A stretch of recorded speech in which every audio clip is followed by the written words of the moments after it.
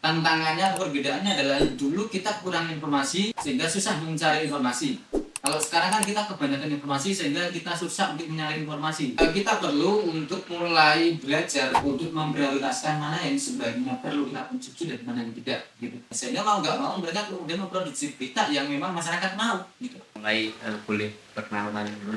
Halo, salam kenal, saya Agus Mulyadi, saya penulis, saya blogger dan pengendara. Ini Mas, paling kan tadi saya juga sempat ke atas. Mas Agus ini kan cukup terampil dalam mengemas tulisan itu. Bahkan hal-hal absurd tuh bisa dikemas cukup bagus. Nah, saya tuh juga ada keresahan juga. Jika mau bisa ada keresahan itu, saya beberapa bulan atau ya beberapa dekade yang lalu tuh cukup meresahkan gitu. Kenapa selalu berita-berita yang receh? Maksudnya kayak berita-berita puisi Arab gitu, berita Mayan tadi yang katanya gaya gitu tuh selalu lebih viral atau selalu dikonsumsi warga Indonesia tuh lebih ramai daripada isu-isu yang mungkin politik dan berat gitu. Nah, dari pandangan Mas. Ya menurut saya itu menjadi bagian dari konsekuensi dari kebebasan demokrasi ya. Semua orang bisa membuat berita, semua orang bisa membuat konten, semua orang bisa memilih informasi yang akan mereka konsumsi. Dan ya kalau dibandingkan dengan beberapa dekade yang lalu, tantangannya, perbedaannya adalah dulu kita kurang informasi sehingga susah mencari informasi. Kalau sekarang kan kita kebanyakan informasi sehingga kita susah untuk mencari informasi. Jadi sebenarnya masing-masing punya kekurangan dan kelebihan sendiri, tapi menurut saya lebih enak sekarang gitu karena lebih secara resiko lebih enak untuk mencari informasi dari sekian banyak informasi daripada tidak ada informasi sama sekali gitu. Jadi kalau ditanya kenapa kemudian banyak berita-berita yang lebih viral tentang hal yang nggak substansial, ya memang itu konsekuensi dari selera masyarakat gitu, nggak bisa tidak gitu. Karena ya sebenarnya dari dulu ibu-ibu rumah tangga kita dan sebagainya itu ya kita lebih suka nonton acara tari hiburan gitu. Taruhlah zaman dulu siapa dari kita yang kemudian nonton Lintan 6 selalu menunggu, enggak, kita pasti Lintan 6 itu kita sebagai selingan aja gitu. Kita lebih suka nonton sinetron dan sebagainya. Saya pikir itu ya adalah hal yang memang itu tidak bisa dilawan. Itu aku pikir itu menjadi ya kodrat manusia aja gitu. Dan itu saya pikir tidak perlu disikapi dengan secara berlebihan, tapi memang kita perlu untuk mulai belajar untuk memprioritaskan mana yang sebaiknya perlu kita konsumsi dan mana yang tidak gitu. Sebenarnya nggak apa-apa kita menyimak gosip-gosip berita-berita yang nggak penting itu sebagai selingan aja gitu, tetapi jangan kemudian kita jadi terlalu fokus sampai kemudian kita melupakan hal-hal yang mungkin harusnya kita perhatikan gitu.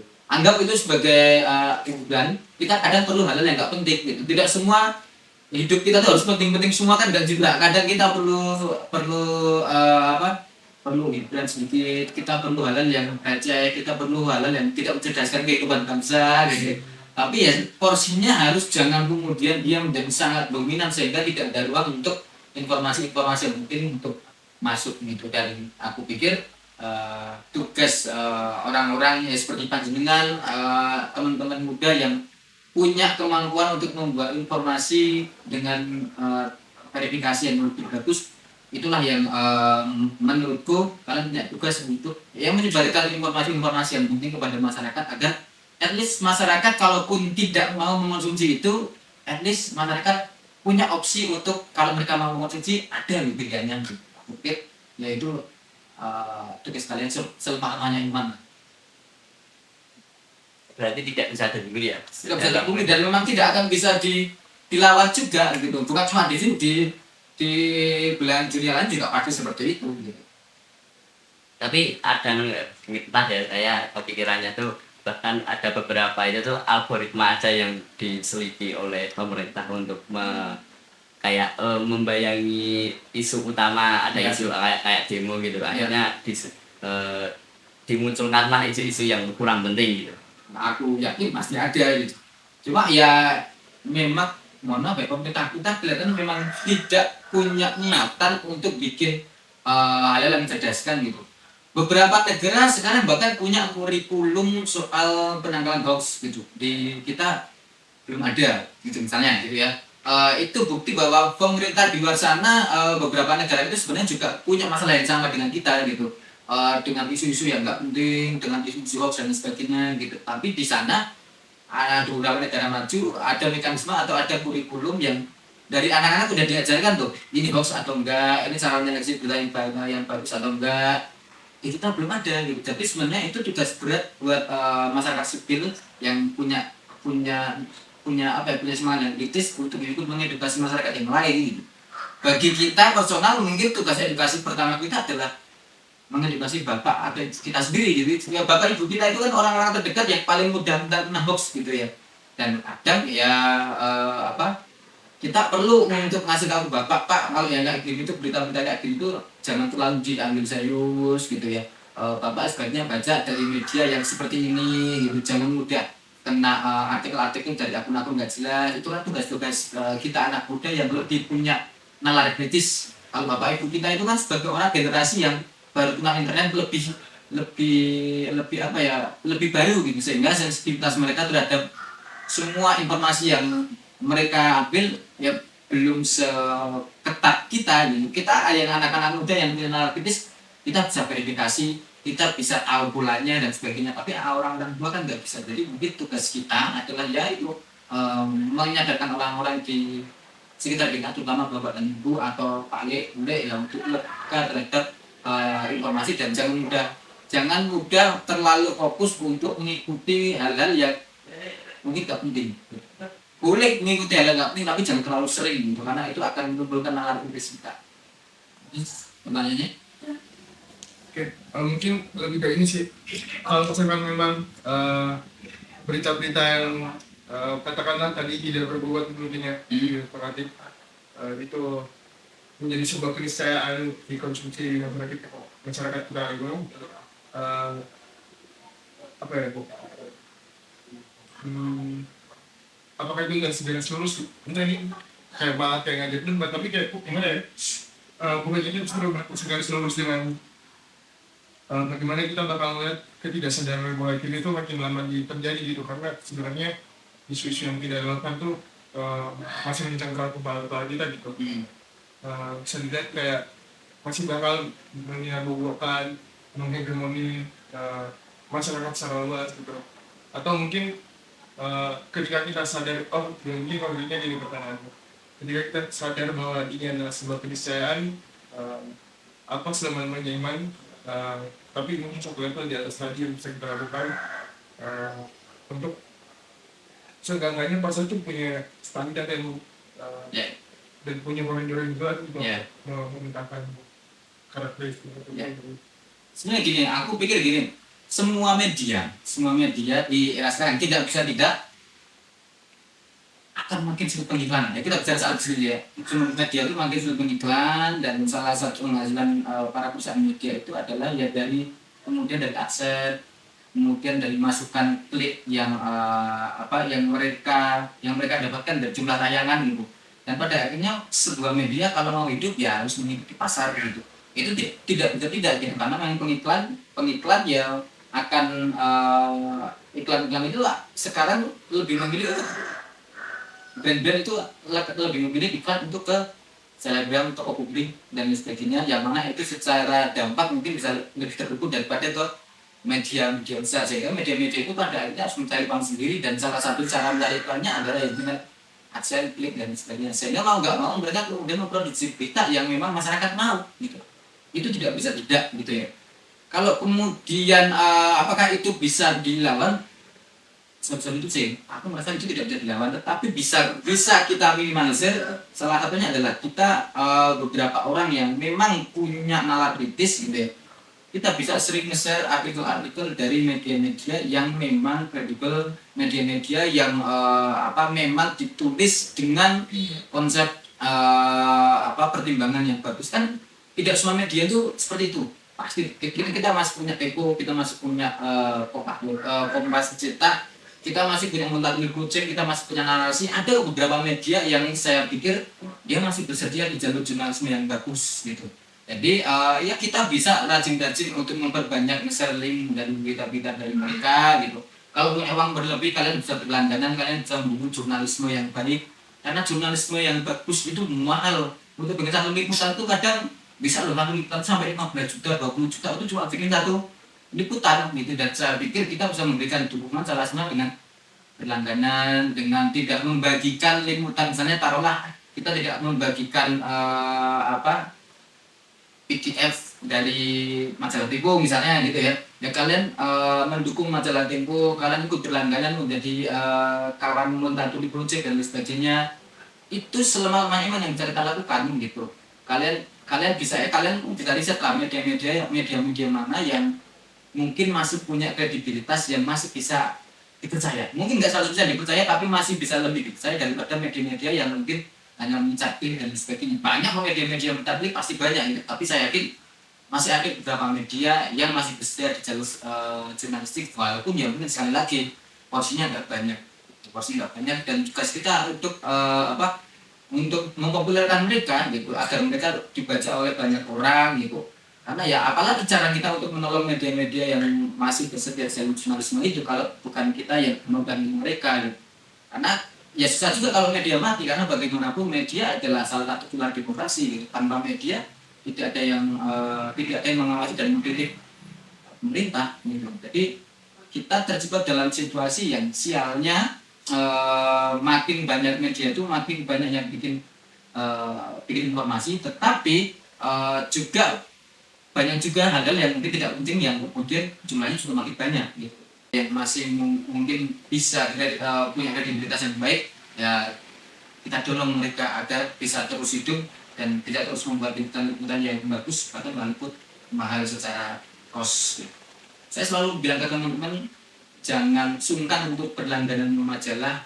Saya itu masih langganan Tempo, saya masih langganan Kompas, saya masih langganan Panibar Semangat gitu. Ya karena saya merasa itu selama-lamanya iman yang bisa saya lakukan gitu. Kita merasa nggak sayang langganan Netflix kok gitu. Kenapa kita sayang langganan Tempo gitu. Jadi mungkin kita harus punya pemikiran untuk memprioritaskan hal-hal yang memang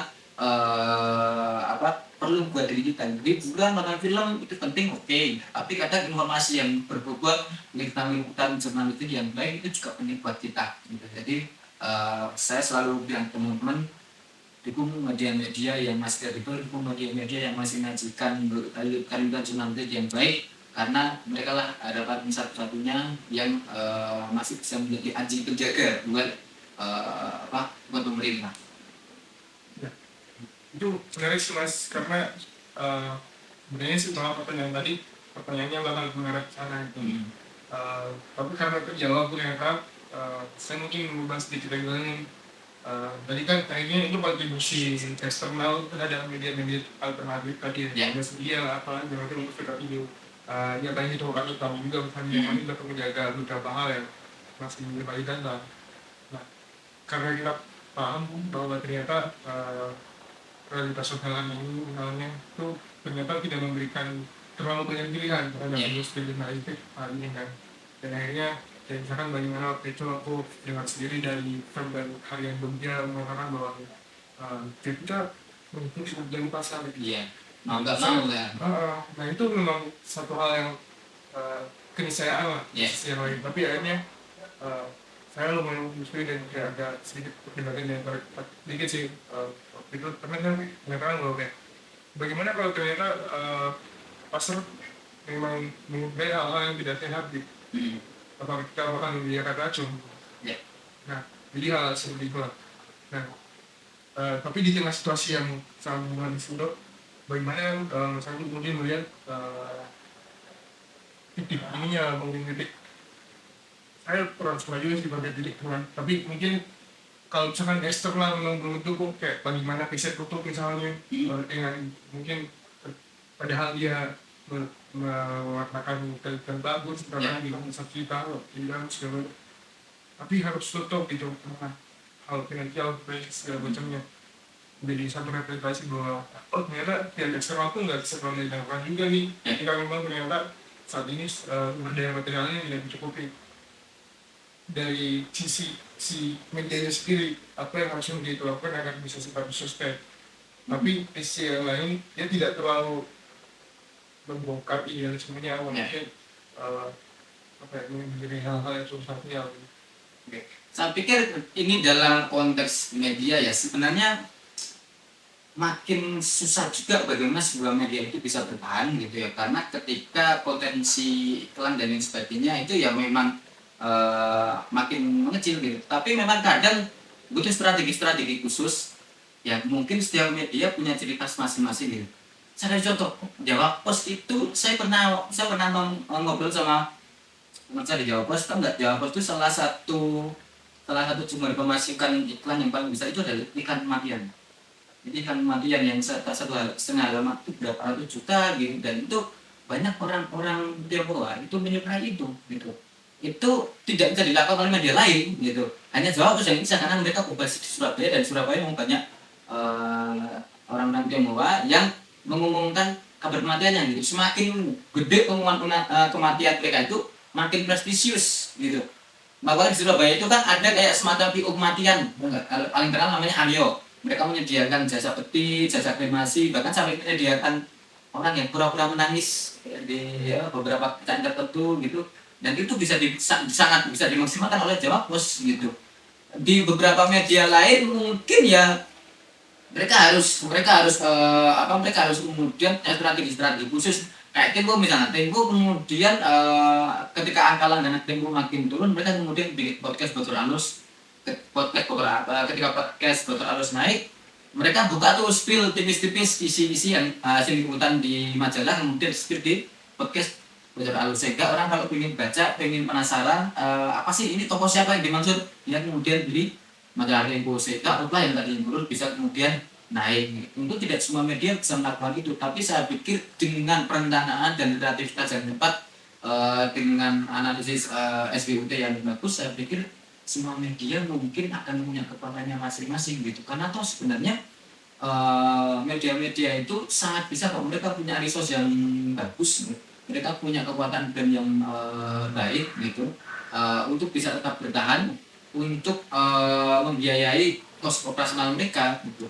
Walaupun mungkin belum semua media mendapatkan caranya gitu, tapi saya pikir saya percaya media ketika mau bertransformasi, mau mencari ceruk, mau mencari titik di mana mereka punya nilai tambah untuk mencari penghasilan, mereka pasti bisa gitu ya. Sejauh ini saya cuma baru bisa memberikan contoh di Jawa Pos yang kemudian mereka memaksimalkan dengan kematian, atau TU yang kemudian bikin Bocor Alus gitu.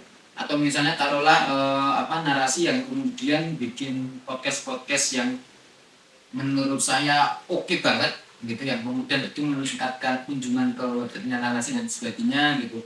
Mereka bisa bikin aktivasi beberapa media yang sekarang bahkan tidak cuma berstatus media, mereka kemudian sebagai media itu sekarang punya CEO gitu, karena mereka kerjanya bukan cuma kerja jurnalistik, tapi juga kerja event dan sebagainya gitu. Itu sangat mereka bertahan gitu, dan saya pikir dia perlu untuk mencari cara-cara untuk survive itu selain dengan memasrahkan pada mekanisme pasar gitu ya.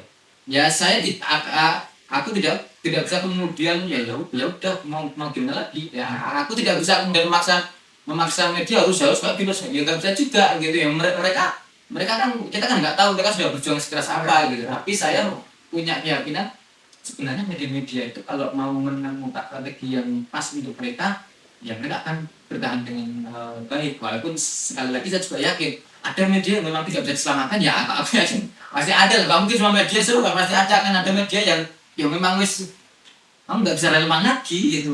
Mau gimana lagi, kayak radio misalnya. Radio itu sekarang siapa yang langsung mendengarkan radio, terutama radio-radio di daerah daerah pelosok gitu. Kalau di kota, radio menemukan pasarnya gitu. Sekarang pasar radio lebih ke pengguna mobil gitu. Orang-orang di mobil mendengar radio.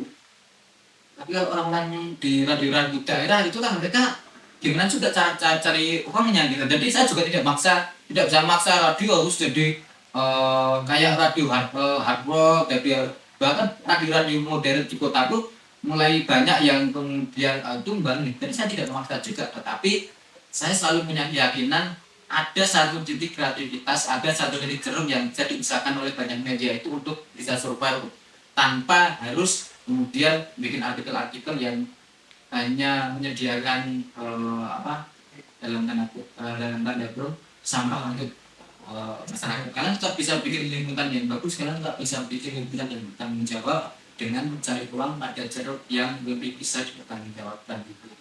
Tapi kalau kemudian diminta untuk ini bukan caranya, aku nggak tahu gitu. Aku baru bisa memberikan buat contoh itu tadi. Tapi saya yakin media-media lain pasti kalau mau dipikir tenanan ya mungkin bisa. Mungkin masih sangat terbuka dan karena bagaimanapun konsumsi digital kita kan masih sangat tinggi, nggak mungkin nggak. Mungkin mungkin banget Mas kan, membicarakan soal industri jurnalistik kan juga kayak besarnya adalah bukan cuma banyak yang bisa bertahan, tapi juga di tengah krisis mungkin ekonomi ketika mungkin pasar tidak banyak mereka atau pembaca tidak menganggap ada relevan gitu, tapi juga banyak jika mereka berjalan dengan sederhananya tapi juga terus ditindas oleh negara atau tertekan secara struktural. Nah, mungkin terakhir ini adalah kayak bagaimana Mas Agus kemudian situasi jurnalisme saat ini di tengah rejim Prabowo dan Gibran misalnya, apakah si pers atau jurnalistik ini tuh berjalan dengan baik atau apa yang menjadi pers sebenarnya di Indonesia ini? Saya sepakat bahwa ya memang sekarang dalam konteks jurnalisme ya gitu ya, banyak jurnalis kita yang kemudian mendapatkan tekanan atau bahkan beberapa kali serangan, bukan cuma serangan dari serangan digital tapi bahkan serangan fisik, terutama ketika mereka membuat reportase yang berhubungan atau mengganggu stabilitas pemerintah. Saya pikir yang kita lakukan adalah tentu saja dengan menguatkan komunitas dan dukungan masyarakat sipil terhadap jurnalis. Karena bagaimanapun mungkin pemerintah itu nggak takut sama wartawan, gitu ya. Tapi mereka takut sama masyarakat sipil yang kemudian berkumpul dalam jumlah yang banyak mengungkapkan satu masalah yang sama dan sebagainya. Jadi saya pikir wartawan harus mendapatkan backup yang kuat dari masyarakat sipil gitu. Kita harus saling menjaga, kita harus saling memberikan semangat kepada wartawan gitu, saling melindungi karena bagaimanapun ya wartawan tidak bisa dilihat sendirian gitu, mereka harus selalu butuh dukungan karena kita sekali lagi pemerintah itu bagaimanapun mereka masih takut mendapatkan persepsi buruk dari masyarakat sebenarnya. Makanya masih ada konsep no plural justice, itu kan bukti bahwa sebenarnya hukum itu kadang masih bisa berjalan dengan kegoblokan ketika banyak orang yang menyuarakan gitu. Saya pikir itu masih menjadi salah satu senjata yang paling oke atau paling masuk akal untuk bisa menguatkan gerakan jurnalistik atau at least menguatkan semangat jurnalistik kita menjadi lebih baik. Salahnya ya dukungan dari kelompok masyarakat gitu, dan itu yang mungkin perlu untuk kita kuatkan. Karena sekali lagi para jurnalis butuh dukungan dari kita para masyarakat sipil untuk at least bisa merasa lebih aman gitu. Kamu bisa loh kalau kamu terancam kami siap memberikan dukungan, bahkan kalau dukungan itu hanya dalam bentuk dukungan di media sosial gitu. Itu selama-lamanya iman bagi kita masyarakat sipil yang masih berharap, masih percaya kepada peran jurnalisme sebagai negara demokrasi gitu. Memang kondisinya menyedihkan, tapi saya masih yakin ada banyak harapan salah satunya dari masyarakat sipil. Jadi mungkin bikin kerjasama yang baik antara masyarakat dengan jurnalis itu, saya pikir itu hal yang sangat masuk akal untuk bisa kita lakukan. Dari solidaritas di beberapa daerah, serikat masyarakat dan sebagainya, itu masih menjadi jaring sosial, jaring pengaman buat para jurnalis untuk at least kamu tidak sendirian.